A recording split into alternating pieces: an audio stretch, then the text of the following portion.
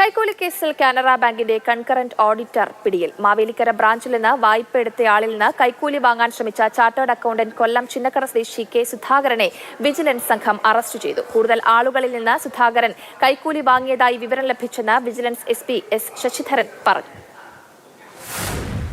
കൊച്ചി പനമ്പള്ളി നഗറിൽ താമസിക്കുന്ന ബിസിനസ്സുകാരിൽ നിന്ന് കൈക്കൂലി വാങ്ങിയ കേസിലാണ് കാനറ ബാങ്കിന്റെ കൺകറന്റ് ഓഡിറ്റർ കെ സുധാകരനെ vigilance and anti corruption bureau Kochi unit arrest ചെയ്തത്. കാനറ ബാങ്കിന്റെ മാവേലിക്കര ബ്രാഞ്ചിൽ നിന്നെടുത്ത വായ്പ കിട്ടാക്കടമായി മാറ്റാതിരിക്കാൻ പനമ്പള്ളി നഗർ സ്വദേശിയോട് സുധാകരൻ 6 ലക്ഷം രൂപ കൈക്കൂലി ആവശ്യപ്പെട്ടു.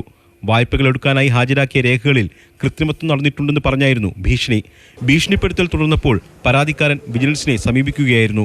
വിജിലൻസിന്റെ നിർദ്ദേശപ്രകാരം ആദ്യം ഗൂഗിൾ പേ വഴി 10,000 രൂപ നൽകി. ബാക്കി പൈസ അദ്ദേഹം നേരിൽ തരണമെന്ന് പറഞ്ഞു. അപ്പോൾ അങ്ങനെ അതിട്ട് അതിൻ്റെ ഒരു പ്രാഥമിക നടപടി എന്നുള്ള രീതിയിൽ 50,000 രൂപയിട്ട് പരാതിക്കാരൻ ശ്രീ സുധാകരൻ്റെ കൊല്ലത്തുള്ള ചിന്നക്കടക്കടുത്തുള്ള വീട്ടിൽ ചെന്നു. അവിടെ വിജിലൻസ് സംഘം ഉണ്ടായിരുന്നു.